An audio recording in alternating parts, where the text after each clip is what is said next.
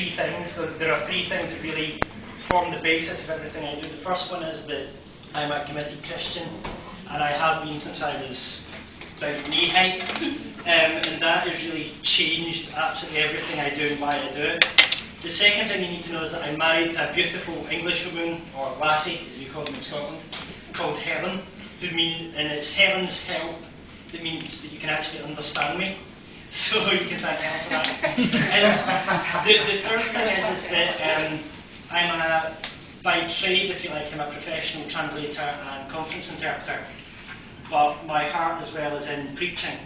And so my entire life at the moment, and probably for the next decade or 2 or 3, is in elaborating a programme of training for church interpreters, and one for preachers who are going to work with interpreters, so everything from missionaries to Bible school teachers to anyone. And the reasoning behind that is, one, my own experience, and two, because I've heard so many stories and seen so many stories where interpreting and translation has actually changed people's lives.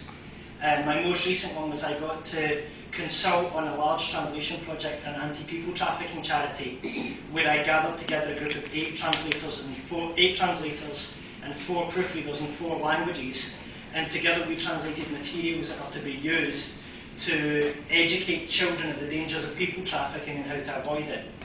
And that kind of work really changes how I see my own work. I'm much happier doing research that's going to change lives than I am doing anything else. And in September I'm due to start PhD in Head Work on the differences between 3 interpreting modes and how that affects audience understanding. And the research I'm going to present later in the school is on a pilot study that I've been running, taking the mode that's most commonly used for preachers and looking at the most common interpreter discontinuities.